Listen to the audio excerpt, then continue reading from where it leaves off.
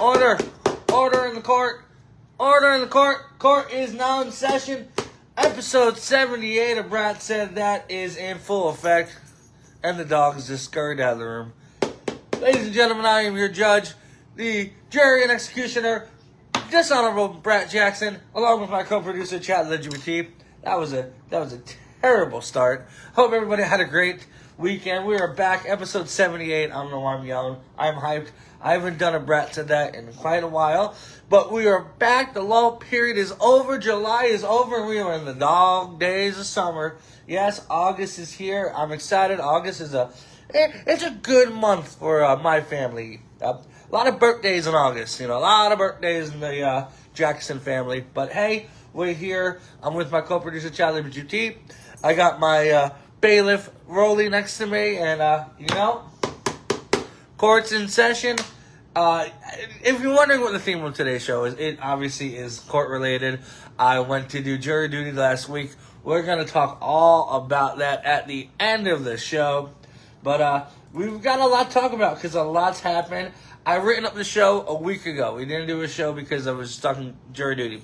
And then so much happened since SummerSlam and yesterday and the trade deadline and MLB that we kind of combined the show. So we got a big show going. I just want to thank everybody. Thank everybody who watched episode 77. That was the LeBron James getting traded to the 76ers. 168 views. Highest Brat Said That so far. So, keep watching, keep subscribing, keep sharing. Sports isn't going to stop. I'm not going to stop. But let's start. First piece of evidence we have. We're going to go over SummerSlam again. We talked about SummerSlam. Big Rat SummerSlam recap. Amazing name. It was great. It was fantastic. I slept on it in a few days. The only thing I didn't like about night 2, like we talked about, was Penta getting tapped out by Chad Gable. But that is just a little tiny ounce, a shred of just something I didn't like. Night 2 was perfect with Gable winning, even though he did tap out Penta. I didn't like. Chelsea Green winning was great. The match between Roman and Seth was phenomenal. Fantasy Booker would love to have John Moxley, Dean Ambrose show up, but he couldn't. Gunter coming in that, making it a triple threat. Then Kevin Owens returning and making it a fatal 4-way and winning. And now we're going to get Punk versus Owens. Oh, why can't they just, I'll be honest. I feel like that could have been one day. You could have squashed all that in one day. If you take away all the commercials and the ads and the Gears of War and the mug root beer dog, like, that was awkward. You finally win a championship, Chad Gable, after all these years, and you celebrate it with not only the worst tasting beverage in the history of soft drinks, but you gotta celebrate it with a mascot. I literally thought the mascot was gonna knock him out, take his head mask off, and be Ludwig Kaiser. I would love to see Ludwig Kaiser and Chad Gable resume their feud in the WWE, not as El Grande Americano, yada yada yada. But hey, that was just a little bit of a SummerSlam recap. Let me tell you what you thought. I loved it. Night 2, 9.5. Night 1, 7.0. Divide that, 795, that's 16.5 divided by 2. That's an 8.5 right there. Boom. Can't spell math without Matt. But we're going to talk about Raw. Raw was last night. I didn't get to watch it because I had to do a thing called work. But I had the best correspondents at home sending me all the love, all the videos, and all the messages. So, really, let's just go over what happened because a lot happened. I think the biggest thing, no pun intended, is the return of Big Cass. Yes, Big Cass. He returned. No Enzo. I was kind of hoping it would be Enzo and Amore returning and Big Cass. They would continue their tag team as, the soft and the... But I think if you're going to have Big Cass come out, he was a heel. He attacked Javon Evans. He needs a mouthpiece. You can't really cut too much of a good promo. No offense to Big Cass. But I know one person who would be great with Big Cass. Since Brock Lesnar, we'll talk about this in a little bit more later, retired pretty much retired. Said that on the Pat McAfee show. But we're going to talk way more about that later. Since the Vision has Maxine, and since the Bloodline doesn't need him, Paul Heyman as Big Cass's mouthpiece. Shoot him to the top. Paul Heyman can do something. Sometimes the Heyman guys doesn't work out. The Curtis Axels, the Rybacks. But honestly, having Big Cass come back, and I know Triple H will hire these guys, like the Big Casses and the Baron Corbins, those guys in the NXT that he helped kind of create. He's still, now that he's in that position of the top, I think he wants to push these guys. And my love is correct. Big Cass and Oba, that will be fantastic. But honestly, I don't know too much about having one on Raw. But Oba family is the next big thing.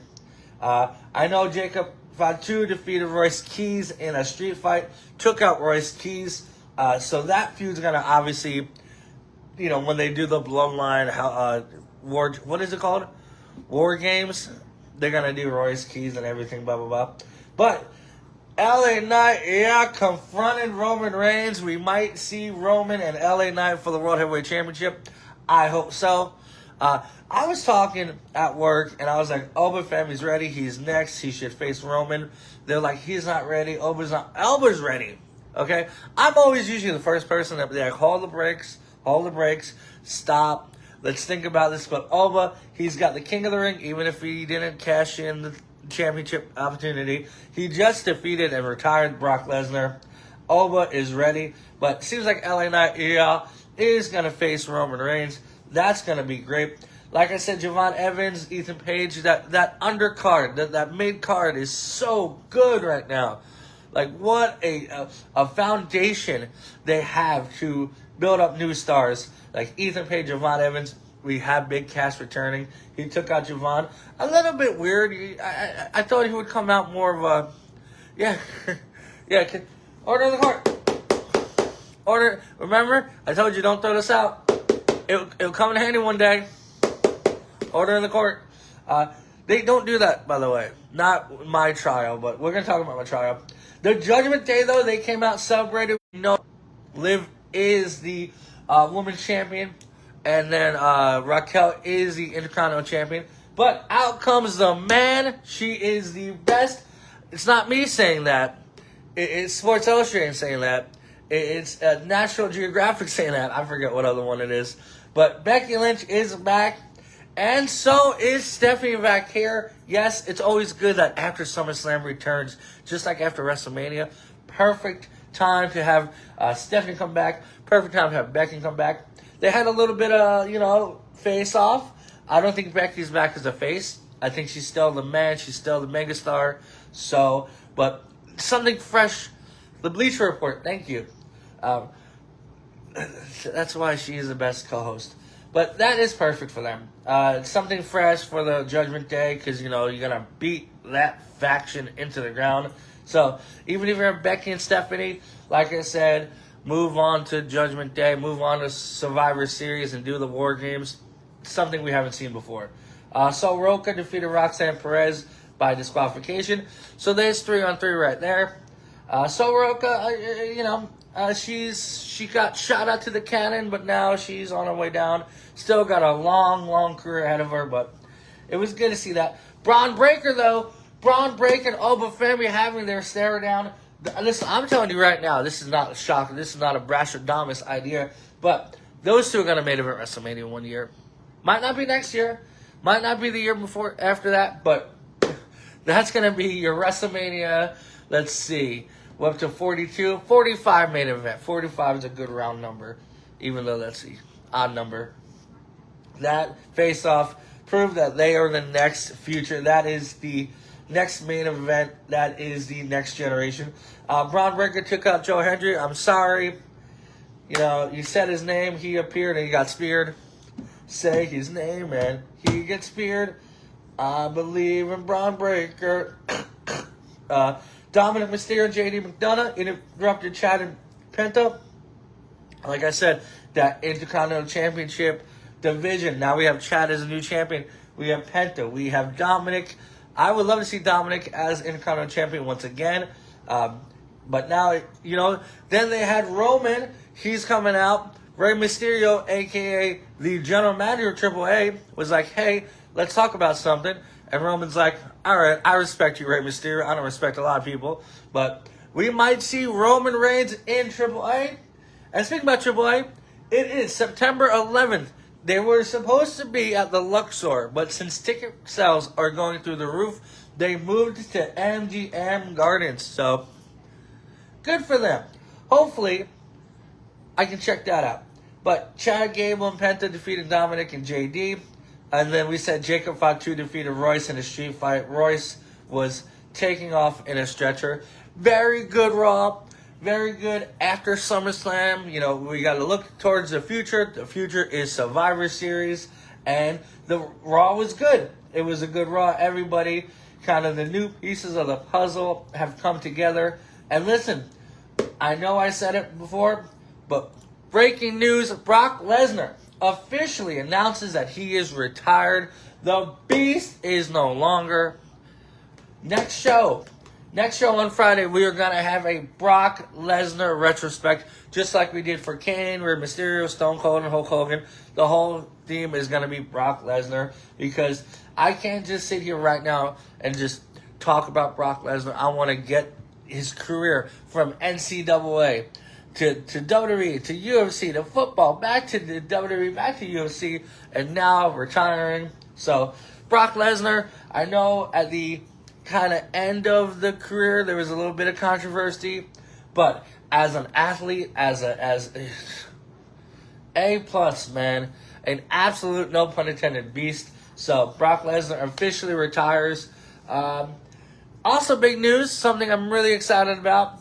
The Royal Rumble, my favorite pay-per-view, my favorite event, is coming back to Arizona in 2027.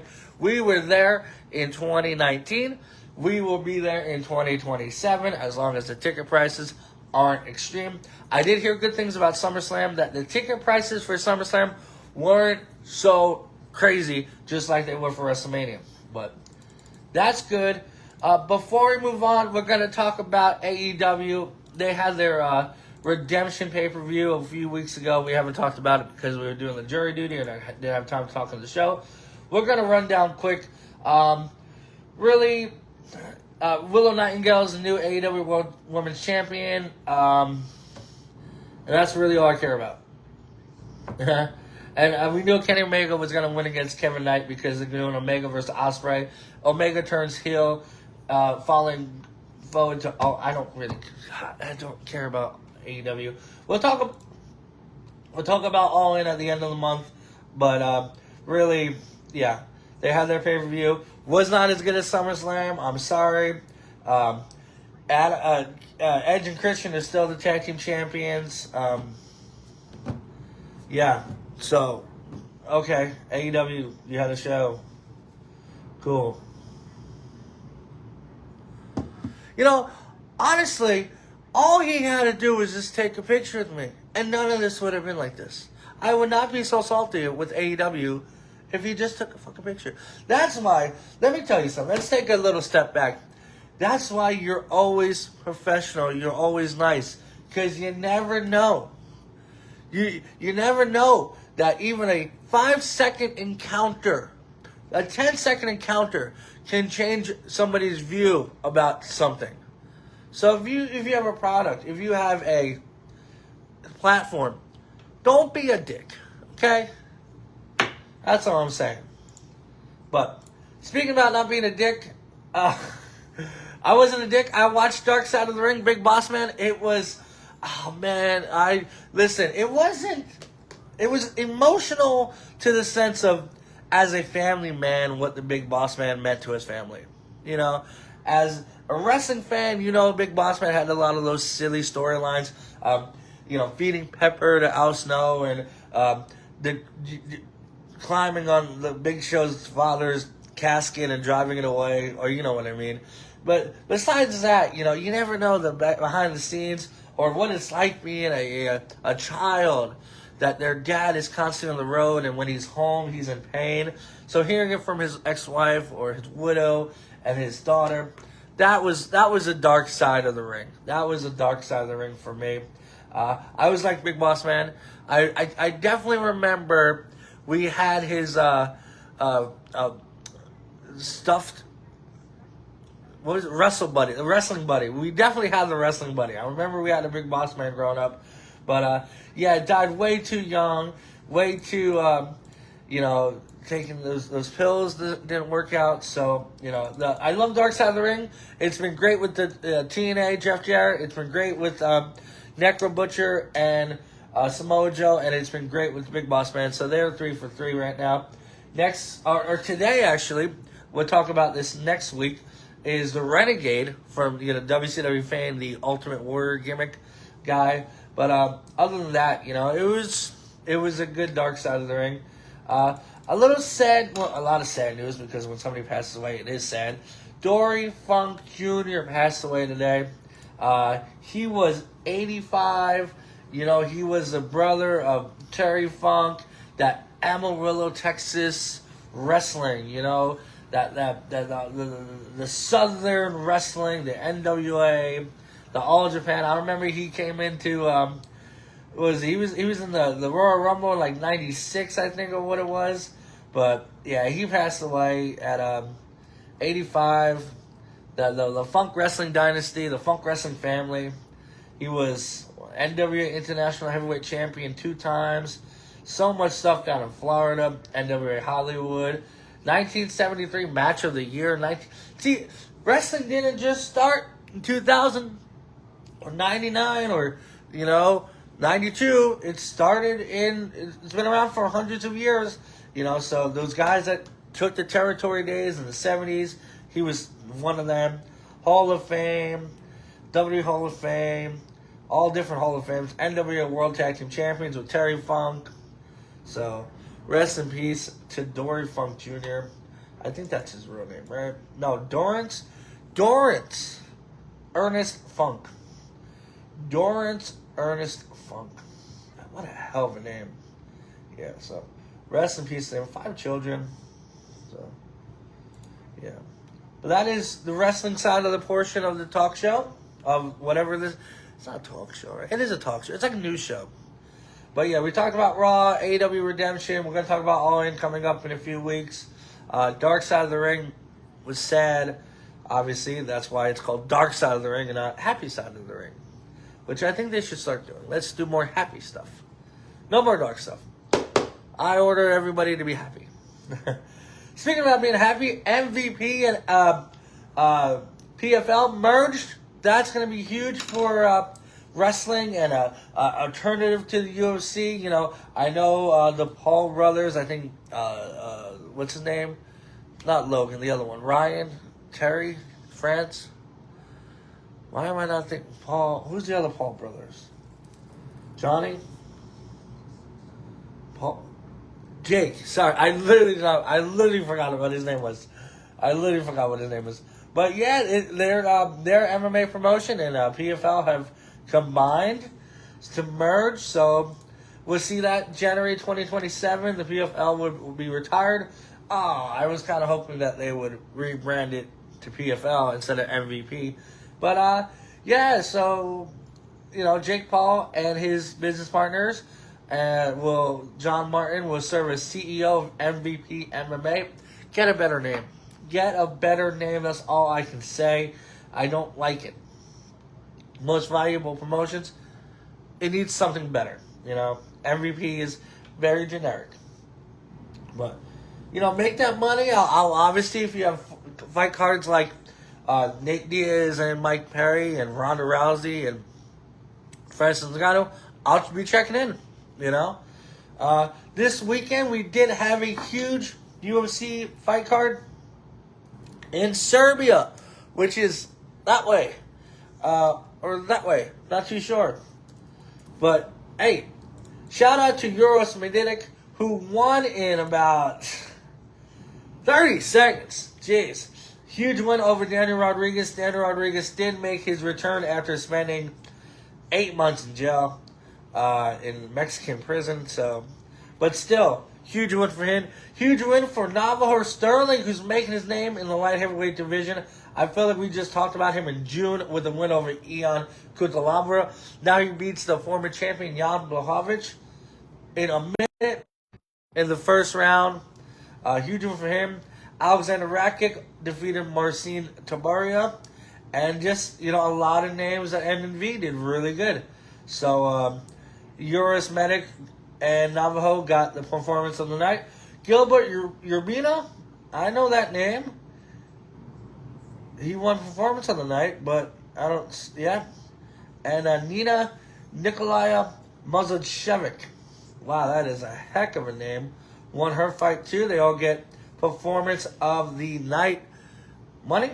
So, $100,000 in bonuses. I don't know what that transfers to Serbian money, but good for them. This week we do have a fight back in the Apex card. Gamrot versus Scalid. Scalid's making a name for himself in the lightweight division. Co-main event, Carlos Diego Ferreira versus Billy Quanatello. They've been fighting forever, those two. Darren Elkins, he's always fun to watch. Amanda Lamas. And Miles John on the undercard. So, we'll give our predictions next show. Good for them. I'm looking forward to that. One thing I'm not looking forward to is giving out a verdict. Former UFC title challenger, if you can call him that, Anthony Smith is facing multiple felony charges following an arrest this week. This case has quickly become one of the biggest off-the-cage stories in MMA. Anthony Smith, hell of a fighter. Fought John Jones, got the illegal knee, which said, I'm not going to win like this, and I'm going to keep going and fighting. He lost that fight, obviously, because nobody besides Matt Hamill has beaten John Jones. But he got into a little bit of a domestic violence situation in Nebraska, booked on felony charges and attempted first-degree domestic assault, terrorist threats, and false imprisonment. He's accused of threatening to kill his wife. Wow. So, per the terms of his bond, Smith is prohibited from having contact with his wife and has also been barred from leaving the state of Nebraska. I think that is the worst punishment. But I'm giving him the verdict of being bestowed this week's Bratwurst Award to Anthony Smith. Don't try to kill your wife. That's not good. That's fucking illegal. But yes, Anthony Smith, he got the Bratwurst Award. I read some statement from his wife who was upset about the incident. Obviously, she's not very happy about it. But, hopefully everything that works out. He's 39-22. Not really the best UFC fighter of all time, but has fought the best of the best. I mean, I'm not lying when I say he fought Hector Lombard, Thiago Santos, Rashad Evans, Shogun, Volkan Ozdemir, John Jones, Alexander Gustafsson, Glover Teixeira, and Alexander Rakic. Back to back. So that dude fought everybody in those divisions. Johnny Walker, Khalil Roundtree, Dominic Reyes. So, but he did not fight. He lost, and he won the Bratwurst Award. Speaking about winning and losing, the invite-only Freedom 250 featuring the Octagon in front of the illuminated White House. We all remember DJT's birthday, the White House, Justin Gaethje. Initial cost hit nearly $60 million for the massive claw stage, seating, and production, leading to a $30 million loss. The UFC owners covered. Fans praised the global exposure and prestige, while critics saw it as excessive, though TK reported solid quality quarterly results. Losing $30 million is not good. I never had $30 million, but I know I would not want to lose it. Well, speaking about losing $30 million, I don't know where to start because we're gonna move on to the MLB.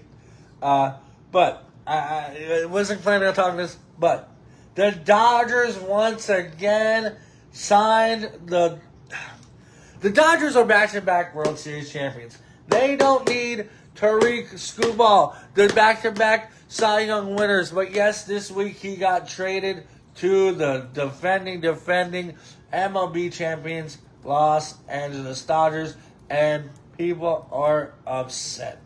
I mean, listen, there's 28 other teams he could have went to. I said that on Twitter, and some idiot was like, "You mean 29?" No, he can't go back to the Tigers. I mean, he technically can, but that's not how trades work. But yeah, a lot of people outraged, a lot of people upset. But Skubal pushed back on the notion that the Dodgers are ruining baseball. I hope everybody does enjoy the lockout for next year, because that is something that's most likely gonna happen. So yeah,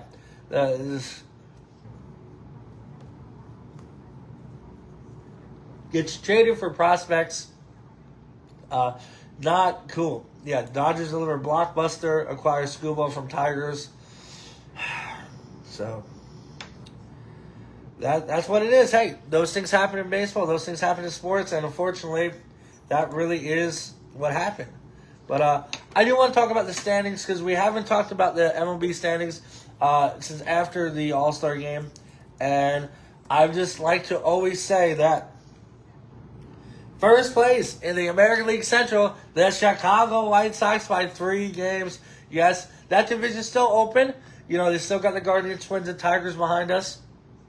But we're in the driver's side seat.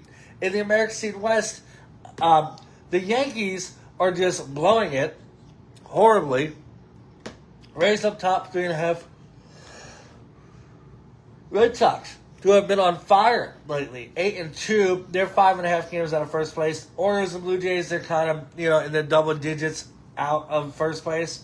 Astros, unfortunately, are in first place, but the Rangers and Mariners are climbing back 2.5 games out of first place. Athletics and Angels are pretty much out of it. Mariners, though, Clay Raleigh, my pick for the AL MVP. I've never seen a poor turnaround since then. He was the MVP. Listen, I love Aaron Judge, but I thought Cal Raleigh get it. I don't know what he's batting or what he's not batting right now, but it is not good. I want to just look at his stats, because really, Cal Raleigh, 2026 season, you have, 2026, 12 home runs, 43 RBIs, and 111 strikeouts. Last year, MVP season, 60 home runs, 125 RBIs, and 188 strikeouts. So, that, yeah, I want to see the Mariners back in the postseason, but something has to give. Oh, by the way, speaking about the Mariners, thank you so much for Luis Castillo, who is now in our rotation. Thank you very much to Luis Castillo. Reflects his time on the Mariners now that he's traded to the Chicago White Sox. So, good for the White Sox. Get a big ace under our sleeve. Back to the NL. Braves, pretty much that division is, Phillies and Marlins. Marlins, though, don't sleep on the Marlins. They might not make the playoffs this year, but they are a team to be a contender with. The Mets, though. The Mets, though, 20.5 games out of first place. What a shit show that is. National League Central. Brewers are up 5.5 games out of the Cubs. Pirates, Cardinals, and Reds all double digits out of first place. And, of course, Moneyball, money talks. Dodgers are in first place by 9 games. Diamondbacks are, closest thing. The Rockies and Giants are both 20 games out of first place. So, unfortunately for them, we're probably going to see the Dodgers back in the World Series. Speaking about cards, we all love cards. Joey Fresh, avid visitor of the room. A collector in Florida pulled a redemption for the card from a box of 2026 Topps Chrome Baseball at his local card store. One of one Shohei Ohtani dual gold logo man autograph card has been found. To make it very clear, I paid over $10 million for a piece of paper. Guilty of foolishly spending your money. Foolish. But hey, it's your money. What can I say about it? Oh, yes, too. Also, I did want to talk about this. The Hall of Fame was a week ago. Shout out to the Hall of Fame members of 2026. Carlos Beltran, Andrew Jones, and Jeff Kent. I will tell you one thing though. Brian Kenny, he was the presenter, the host. There were 60 plus Hall of Famers. You know, they say, you know, he says a little thing about his career, and then he's like, from the class of this and that, Ken Griffey Jr., and then he'll come out and everybody. By the end of it, Brian Kenny was sweating. Because Cooperstown, it's upstate New York, in the middle of July. I'm sure it's hot. Because you know how I know that? Because I've been in upstate New York in the middle of July, or the end of July, and it is hot. And I feel bad for them. So, baseball, Hall of Fame, Cooperstown. If we're going to do this every year, do it inside. It's getting hot out. You know, poor guy is just trying to do his job, and he's just sweating. Go watch it. It's kind of hilarious. First name, you know, by number 60, he's sweating. But other than that, we got some football news. We got some football this week. The Carolina Panthers, technically could be Charlotte, are facing the Arizona Cardinals in the Hall of Fame game. Yes, we have football back. I am excited. I can't wait for that. The New Orleans Saints are signed wide receiver Chris Olave to a 4-year extension worth up to $132 million. Damn, that's a lot of money. We pay football players a lot of money. Vita Vea, though, he wants out of the Bucs. He was one of the big parts of how they've been doing. He wants out. He said no more. He's requesting a trade, and you know. But here's some teams that he might do really good on. Number 1, Las Vegas Raiders. I'll take them. Come to Vegas. I'll show you around. You like buffets? Too bad. There's none out here anymore. The New England Patriots, if they want to make it back to the Super Bowl, they got to do something like that. Los Angeles Chargers, if they ever want to get to the Super Bowl, again, I think they went in like the 80s. Definitely get to the big one for that. Like we just talked about, the Carolina Panthers, they need anything. And the 49ers, so, you know, one of those teams, we'll never know where he ends up, but he's going to leave Tampa Bay. Little bit of basketball news. Draymond Green is back to the Warriors. Draymond Green has returned to the Golden State Warriors in a 1-year, $27.7 million deal. The contract is the same. Green opted out to give the Warriors the flexibility to pursue LeBron James, but decides to land his return Tuesday. So it's like, you know, hey, we don't got LeBron. You want to come back to the team? And Draymond's like, okay, I like fighting, so I'll come back. WNBA had their All-Star game. We'll look at that. We'll look at the roster for that. We'll look at how they did and how they didn't do. All-Star game for the WNBA. Team Spoon won 129 over Team Coop, 122. Don't know what that means or why they're named that, but we'll check it out. Let's see. Fan votes. Paige Buckers. 1.45 million votes. Caitlin Clark, $1.23 million votes. Paige got the first. Olivia, Caitlin, and then Aja Wilson, Brianna Stewart, Aaliyah Boston. Let's see how they did. Yeah. Azzy Fudd. That's a great name. Azzy Fudd. But I don't think it says how they did. Let's see. Team Spoon, let's see. 120. John Poe Jones, 22 points. Kelsey Mitchell, 28 points. This is Aja Wilson's 8th selection. Wow. That's great. This is Caitlin Clark's, I think, 3rd. This is, yeah. So good for them. Good for the WNBA. All right. A little bit of sad news. Well, I would say a little bit of sad news. Very sad news. If you guys know me, you know I love professional bowling. Yes. And I woke up to this the other day. Professional bowler Jacob Buttriff passed away at 32. So 8-time professional bowling champion died unexpectedly. The organization announced that the professional bowler died unexpectedly on Friday, 31st July 31st. No cause of death has been shared. People said he was kind and respectful, and he was a champion, and he will never be forgotten.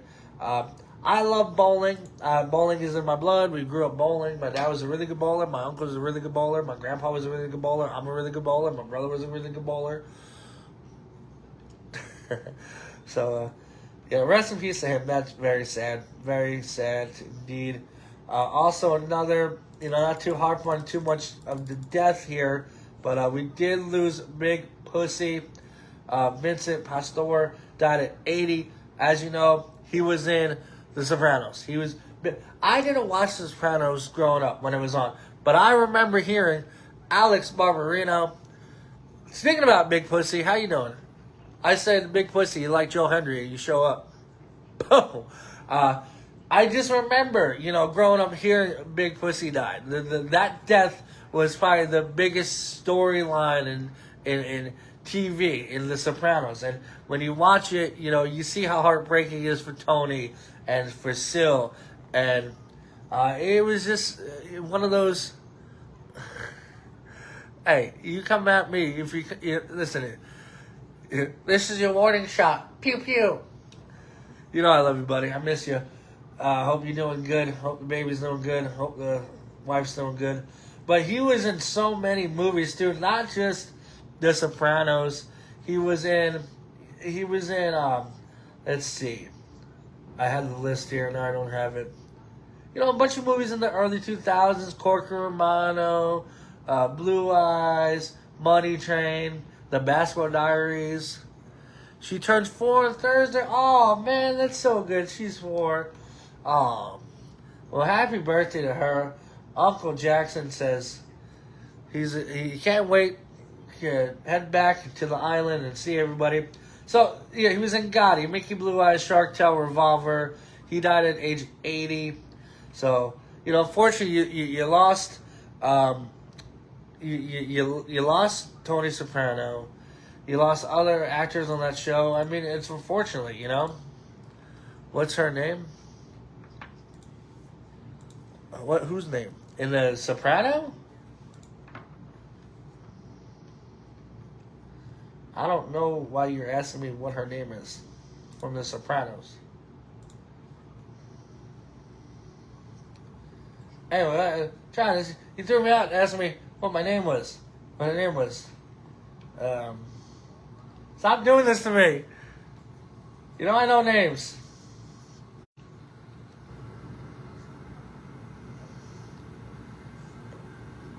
Anyway, hold on. My thing's broken. See, actually, you mixed up everything. Hold on. It's fucking... Why can't I think of it? I know your daughter's name. Why you gotta put me on the spot like this? It's because I called you Big Pussy. It's such a...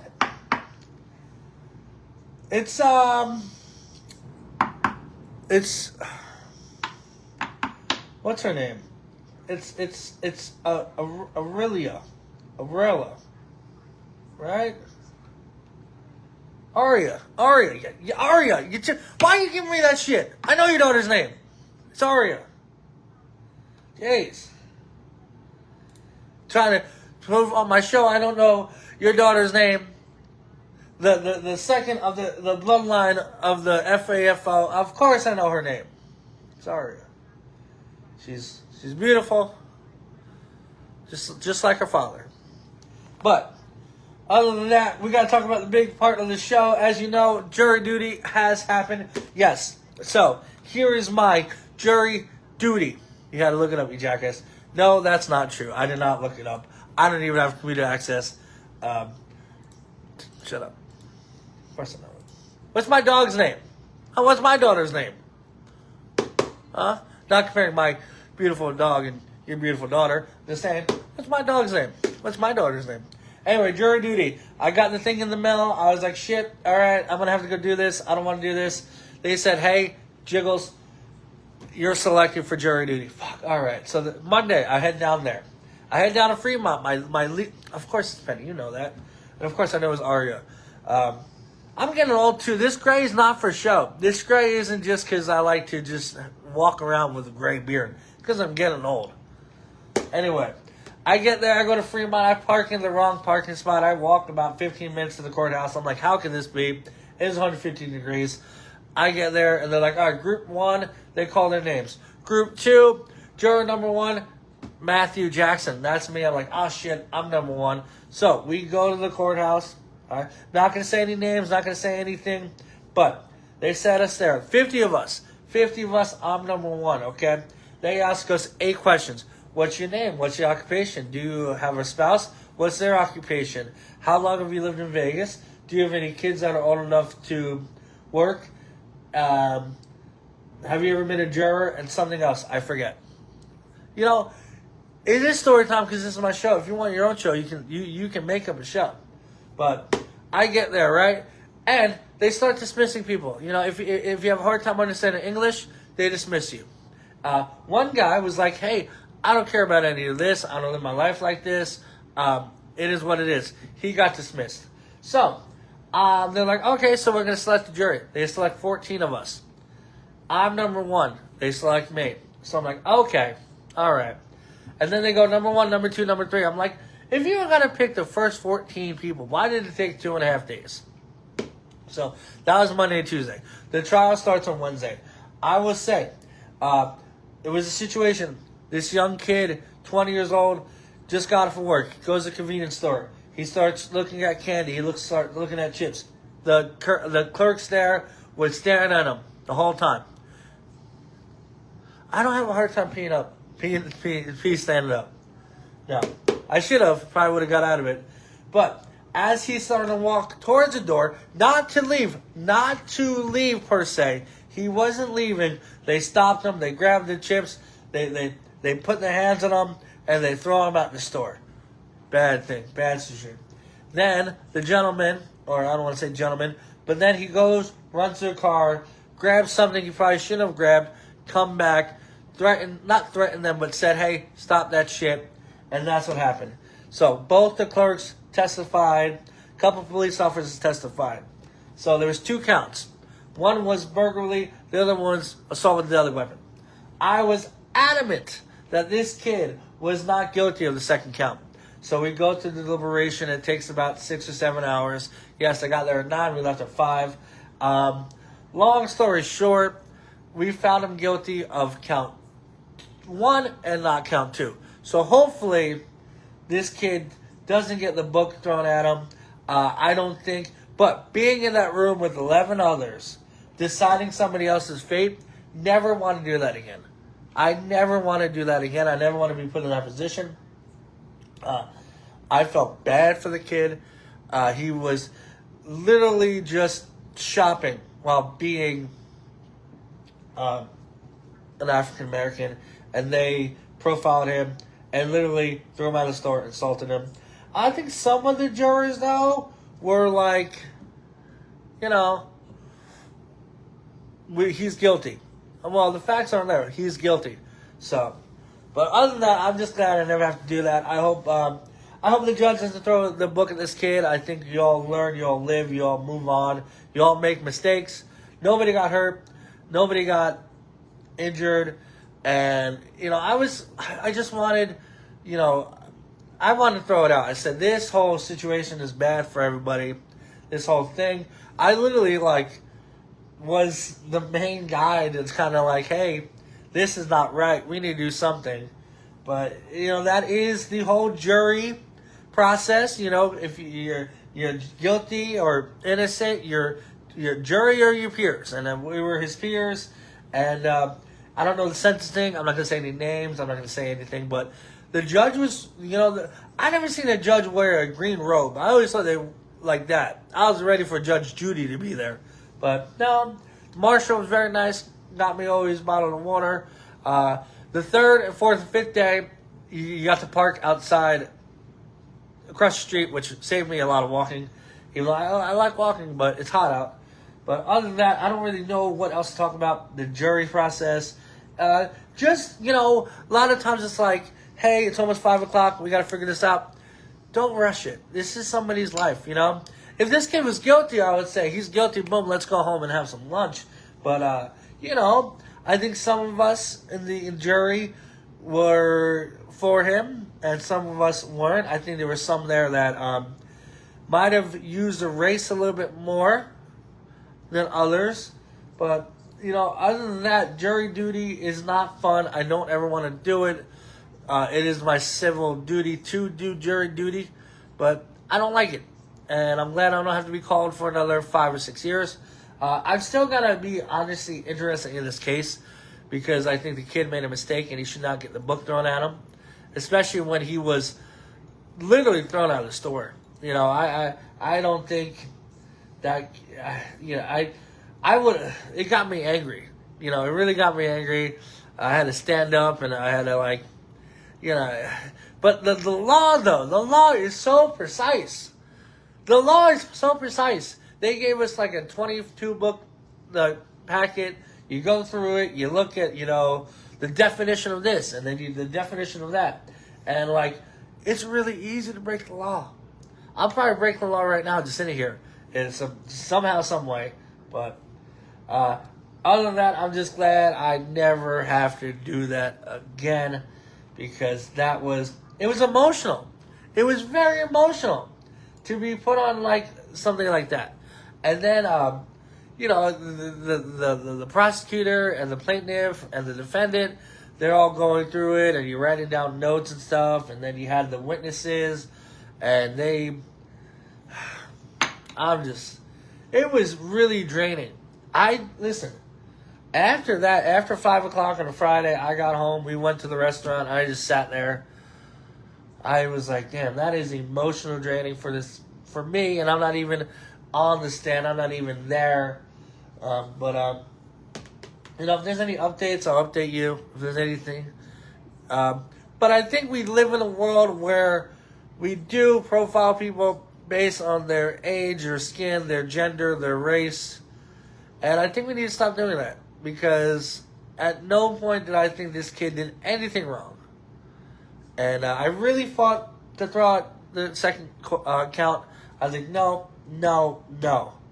Absolutely not. And I don't know this kid. I could have just said, he's guilty. I'm going to go home and take a nap. No, I don't want this kid getting the book thrown at him for something that but I don't know if that makes me a nice guy or makes me an idiot or makes me what. But that is I profile you because you're a jabroni. Well, let me tell you something, jabroni. You should come to the Royal Rumble because it will be in Arizona next year. And I'll be there. But other than that, jury duty, not fun. Got paid for it, though. Got free lunch. Can't argue with that. But, I'm not a religious guy per se, but my thoughts and my, hope everything for this kid works out because he just seemed to be in the wrong place at the wrong time. And, I really got angry at, but if you ever need me to defend you, explain it again. What did this kid do? Okay, I will tell you what this kid did.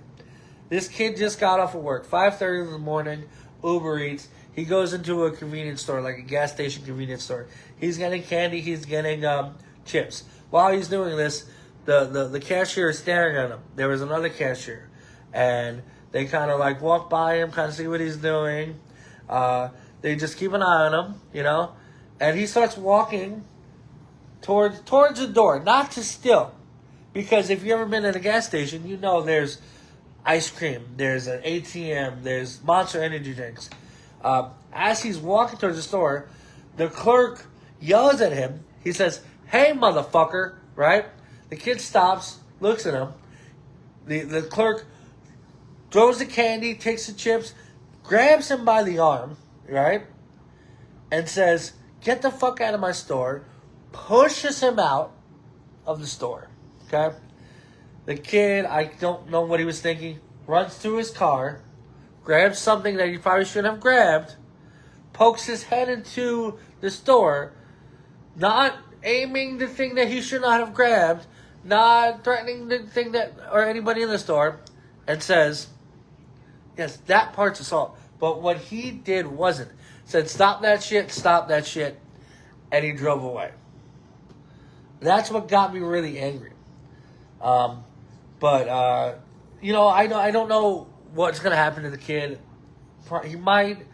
I wanted a little more. I wanted him to at least, not like I didn't want him to do anything, but I didn't think the crime matched the punishment. I think everybody involved on the other side, besides this kid, was wrong. I would have thrown it out. I would have said, this kid was racially profiled the second he walked in the store. He didn't steal anything. He didn't exit with anything. And even though, too, it was only chips and candy. Yes, he did, too. He did have a permit. He did have a license to carry. That's the thing, too. Everything the kid did was legal. You know? And he didn't go back inside the store. He popped his head. You know? Like I said, stop that shit. Stop that shit, you know? Like, stop, racially profiling people. And, and then he just left. And then 2 days later, when he got, the cops found his car, he cooperated. He, this is Vegas, this is not like New York. The kid did exactly. No, not at all. See, it wasn't like he went like, or this. He had it behind him. Well, he wasn't even inside the store. I tried to point out that he didn't put, like, if he went in the store, they ran because they saw him run to his car, and as he came back, La Pistola, they hid. But he didn't come back. He didn't aim it. He literally was pushed outside. Like, he said, get the fuck out. And I guess that magically means if somebody that works there says, get the F out, that coming back in is unlawful. And that's where, if he would have just not stuck his head in, he wouldn't have broken the laws. No, the trial was over. Because we said not guilty on the second count, and I was fighting for that.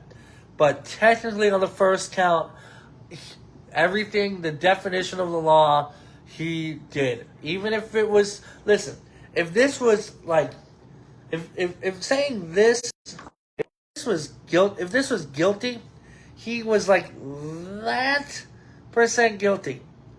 Like he still technically did everything that you're not supposed to do, but not enough to warrant him in that situation. But like I said, I don't know. Charges, count 1, burglary with a deadly weapon. I don't remember. Count 2, assault with a deadly weapon. No assault would happen. I fought for him. But I feel like I said too much. Even though the trial is over, you can look it up. It's public record of what happened. But still, I don't want to talk about too much of it. Even though Brat Said That is my show, and I already did my court diligence of. But if you're out there and you're watching this, I hope, don't, you're young, you made a mistake, you shouldn't have your life ruined for it. But also, if you do a year or 2 in jail or whatever max, learn to live a better understanding of things you can and cannot do. That's all it is. But other than that, I'm going to get off because I talked so much about it on Friday. We deliberated for 8 hours. I'll send you everything. Don't you worry. I'll send you everything that's not so public. But I'm like, not everybody, but they're like, I feel for this kid. I feel sad for this kid. I'm going to pray for this kid. I was like, if you're going to pray and feel so sad and this, is it really that guilty? But other than that, I'm going to get off. Alex, thank you. You're the best. I hope you and Aria and Alicia do amazing things. I hope to see you soon. Next week, though, probably not your favorite person. Next show, we're going to talk about Brock Lesnar, and we're going to talk about Spider-Man. I'm going to see the new movie. Don't spoil it for me if you've seen it. And I got to finish watching House of the Dragon. But I'm going to get off. So we're going to have a quick recap. Tell me how you thought SummerSlam went. I thought SummerSlam was fantastic. AEW Redemption had a show. Congrats, Willow Nightingale. You know. Okay, well, you know. I thought it was going to be the other way.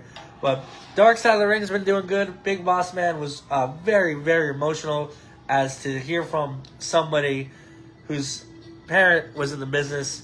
Brock, not saying I am saying, hearing Big Boss Man's daughter was very sad. Dory Funk Jr. passed away. Rest in peace to him. The Royal Rumble is back in February in Arizona. I will be going.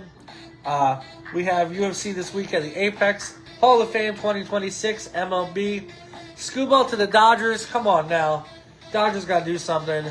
And, Hall of Fame game. We got football back this week. Yes. Panthers versus Cardinals Hall of Fame game. WNBA had their All-Star game. Jacob Buttriff, the bowler, age 32, passed away. Rest in peace to Big Pussy. And that's my jury duty story. I didn't say much, but I said a lot. So, if you're out there, if you get picked for jury duty, just remember this is somebody's life, and you have control of it, per se. But, this was a little bit of that, a little bit of this, and a whole lot of Brat. So, you are dismissed. We'll be back on Friday the 7th. Love yourself. Love each other. And love sports. Alright, guys. I'm off. Good night.